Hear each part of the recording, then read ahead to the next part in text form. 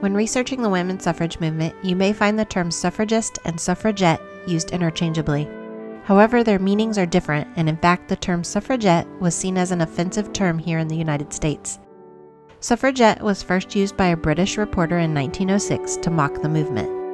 The suffix "et" is typically used to refer to something diminutive or small, and in this case was used to minimize the work of British suffragists. The term was used here too in the fight to keep women from voting. Today we will be making our own no-sew suffragist sash.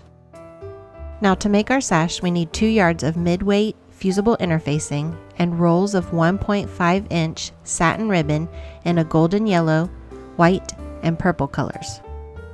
You will also need the use of an iron and ironing board. Be sure to have an adult's permission or an adult's help to use the iron.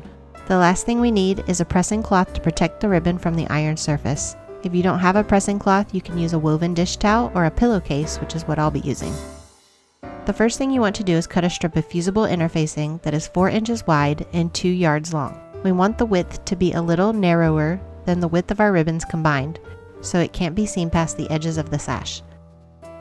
Once you have that piece, you want to lay it across the length of your ironing board with the shiny, rougher side up. This is the side with adhesive. Now for the ribbon, I'm going to leave those attached to the rolls and we'll cut them at the end. So first I'll take the white roll and I'm going to center it roughly down the middle of the interfacing.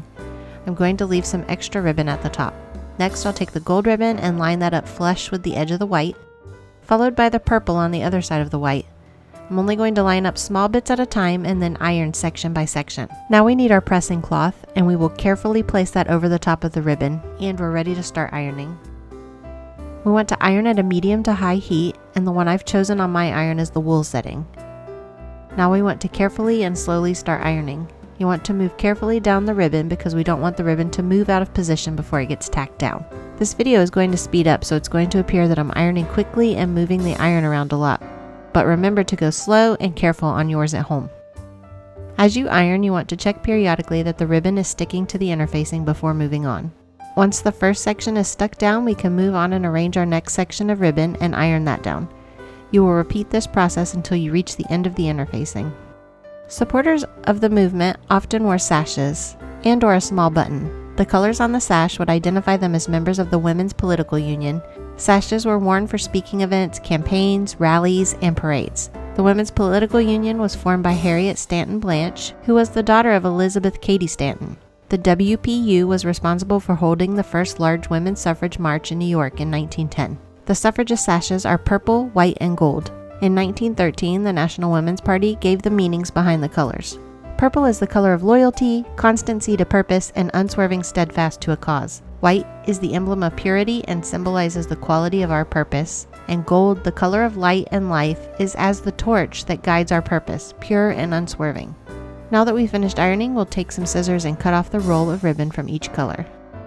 Next, we'll flip the sash over and iron the other side using our pressing cloth to make sure it gets a good seal. Check as you go to make sure you don't have any loose areas and iron more as needed. Once done, I'm going to take the scissors and trim up the ends. How you trim them is up to you. You can either just even the bottom out and leave it square, or what I'm going to do is cut the ends to a point. I'll do that by folding one side up until it evenly meets the edge of the sash and crease. Then I'll cut along the crease. I'll repeat this on the other end too. This next part is also optional. You can add wording to your sash if you like.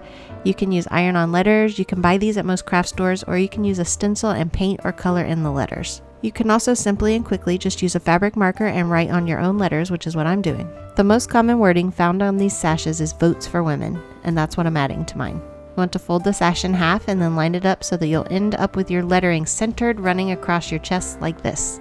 I'm going to place and use my scissors as a guide to start my lettering and then write out my words.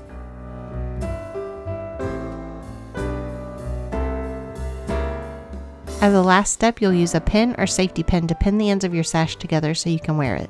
You'll arrange and overlap the fabric like this and then place a pin near the ends to secure. Join us next week to learn more about some amazing women inventors.